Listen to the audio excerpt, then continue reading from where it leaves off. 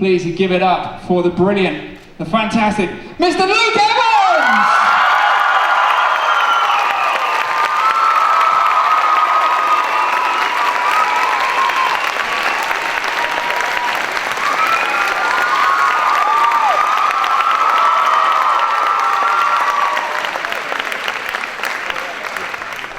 Hello everybody. It's great to be here, really great to be here. I've only done Comic-Con in San Diego before, but it's nice to be in the United Kingdom with all the fans, really exciting. So thank you for coming and queuing and waiting and whatever else you've been doing for days, but it's nice to see the rooms full, and we're going to do some Q&A. We are indeed. Thank you very much for joining us. And now, Dracula has a really rich heritage. When you found out you got the role, what kind of research did you do on him? Well, there's a lot of research to be done on Dracula because, one, we have obviously the famous Bram Stoker story that we know very well. Yes. But this story is different. The clue is in the title, untold, obviously. We're dealing with the man behind the fictional legend. So I did a lot of research on Vlad the Impaler, Vlad Tepes, and the time in history when he walked the earth. And so there was a lot to do, lots of research, and I really enjoyed it. I mean, that's the fun bit of, you know, playing a character that actually existed. Well, at least half of the character existed. And to start the story in a place no one has ever started this story before, that was exciting. And you join a famous list of actors: Bela Lugosi, Christopher Lee, Lon Chaney Jr., who played Dracula on screen. How would you describe your Dracula, though? Very different. Much younger. Much better looking. No, only joking. No, immediately, because the story is about the beginnings of Dracula, we're dealing with a very different part of the story. Something that Bram Stoker only touched upon in his book, but we're taking it way earlier than that, 400 years before that began. So I feel very honored to be holding that title now and playing this role and putting my stamp on this character, which is something I hope everybody will enjoy. And yeah, I mean, that's it really. I'm just very proud to be part of this very legendary character. It's been in the family, the Universal family, since 1932, so that's a long time. It is. A lot of pressure.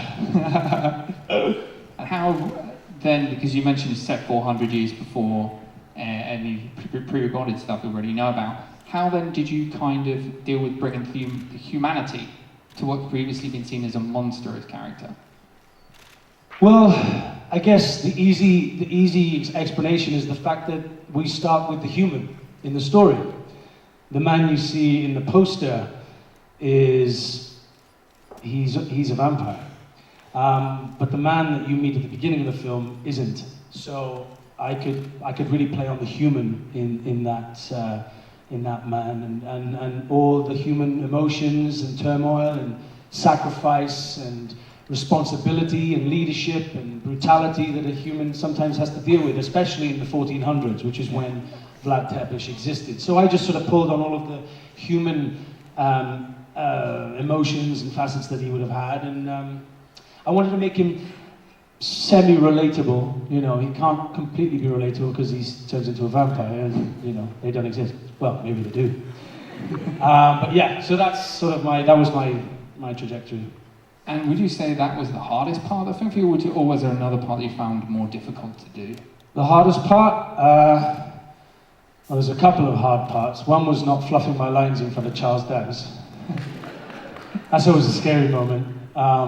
Charles is fantastic in this film, and obviously you probably know him from the Game of Thrones, or Game of Thrones. He's an amazing actor, has a fantastic body of work, and you know, he's quite intimidating, as you see in the trailer we just saw. He's scary, and he's really tall. I never really meet actors that are taller than me, apart from him and Tom Hiddleston, who I've just worked with, and so that's always very weird. But it was not fluffing my lines in front of that man. And I guess the other thing was the physical demands on me during this film. I had to sort of transform my physique for it, because Vlad Tepes was a very successful warrior. He was a fighter, he was a leader, he was a king. You know, he was constantly fighting to keep his throne and to stop invasions from, you know, many different forces. So I used to go to work in the morning at 5 a.m. and train at work all day and finish at 6 or 7, and then I would be picked up by my trainer and we would go to the gym for an hour and a half, and then I would somehow manage to stay awake to eat, and then I go to bed. So that was probably, and I did that for 4.5 months. Wow. So, you know, great, like first class problems, but, you know, 3 months in I was a bit like, oh my God, how am I going to carry on? But, you know, it was a really challenging role, and it's my first leading man role, so I got a real taste of what it is to hold a character and play a leading man and carry a whole film. So, yeah. And afterwards, I bet you slept for weeks, didn't you? I had a big kebab and chips as well. A big pint of lager. And if you take it back to when you first got the script for the movie and you first read it, what kind of screamed out at you that made you think, I really want to do this role?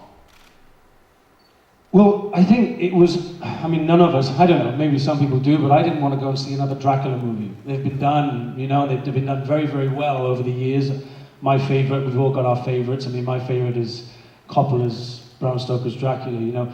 But what I liked about this story, this script, was that we were talking about a part of the story that nobody really knows that much about. And I guess that was what I saw as a refreshing new take on a very famous story, because we were going way before. The script changed an awful lot as well during the pre-production. I mean, way before that, I was involved in this script a year before I started it. So there was a lot of discussions, a lot of Skype calls, a lot of flying to LA, or the director flying to me, and we'd sit and talk through the character and make him, you know, flesh him out and give him a real sort of gravitas and relatability. I think that's the main important thing I wanted to express, is that when you watch the film, I think I want people to understand the man and understand why he does the things he does, so that when he does do this incredible thing, you sort of maybe can understand him slightly. He's not just a dark force. People are not always born evil, you know? Yeah. Sometimes the world doesn't need another hero. Sometimes what it needs is a monster.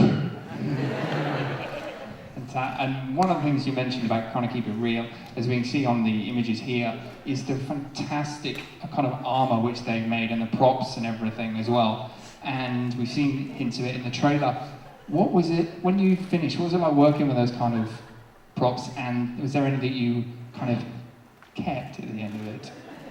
Did you see my big sigh when I looked at that picture? Because that brings back a lot of pain and uncomfortable weeks of my life, having to fight with a very heavy sword in polyurethane, amazing armour, breathtaking armour, but my God, Gary Shaw asked me to do things in that are impossible, virtually impossible. So I used to have pinch marks all over my body from where the different pieces, because everything is all separate, you know, the pauldrons and everything's separate, so it was constantly pinching. Trying to look really hard, but ow, ow. But yeah, it looks amazing, and I think it'll probably be one of the most beautiful pieces of costume I'll ever wear in my career. The thing I did keep is this. I kept this.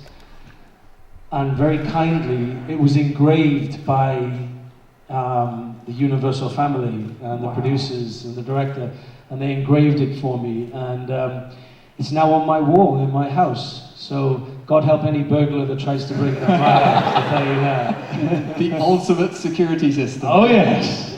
I've also got my Hobbit sword as well. So. Yes. I don't think there'll be anybody breaking into your house ever. Don't you dare, don't you dare.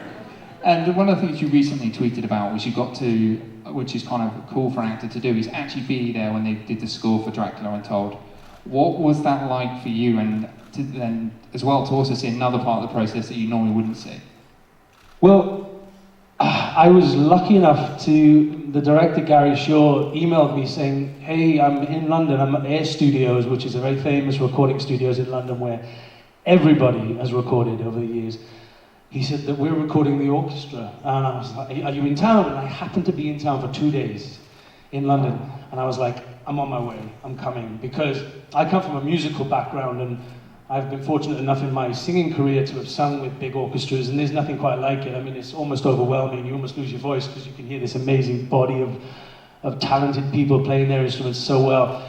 So I turned up, and there was this huge room of what are probably the most talented musicians in the country. They were given the music in the mornings, and then they would play it perfectly, and there would be like 50 of them, and they didn't even need a rehearsal. And in the recording booth, in front of them, behind glass, they have these big screens, and they're playing my film.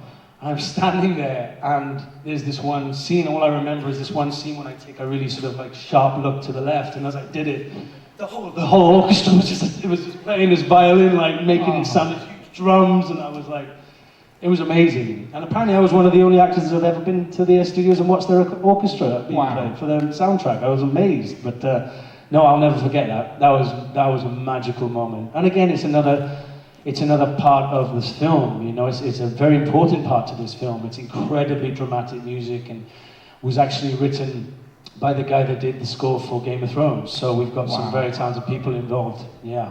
That's incredible. And would you say that is your favourite moment from the film, or do you have another particular favourite moment? My favourite moment? Oh, there was many favourite moments. I guess the big fight sequences were as hard as they were and as challenging as they were physically, and to remember the choreography, because I was fighting like 60 stuntmen in a corridor of stuntmen, and surrounding them were stunt supporting artists, and so there was a lot of people. And once I'd seen that on the screen, you know, and you just see me fighting my way through, it was like, that's really cool. And it was me, which is even better. Not some stuntman. So yeah, that was a really cool moment. And having people like Sarah Gadden, my wife, who plays my wife, she's not my wife in real life. She's already got a boyfriend who's very in love with her. She's beautiful, and she's amazing in the film. She made my whole experience on the film very real and enjoyable. I mean, we have a real chemistry, and it's just so nice, because those things can be difficult, you know, it can be difficult. You never met somebody, and then you have to fall in love with them, and she was super easy.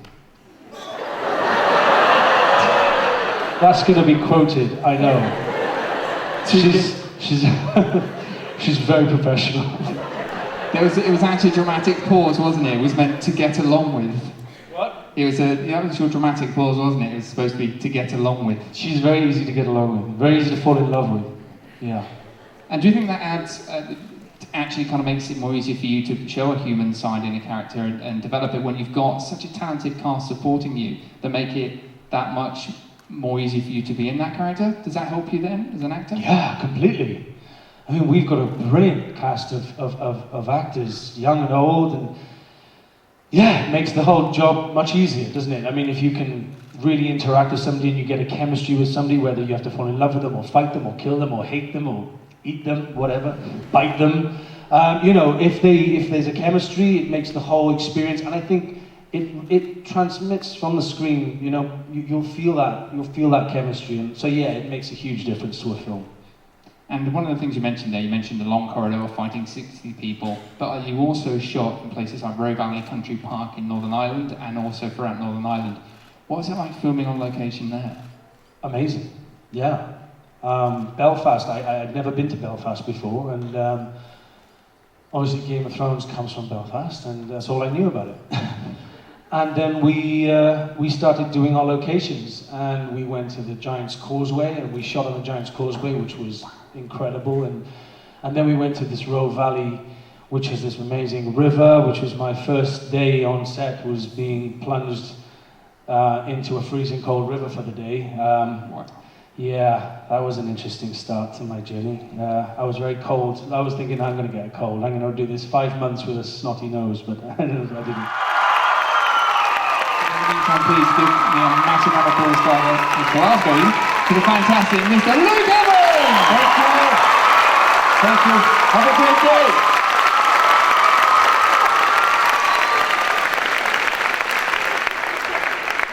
I'm going to use this.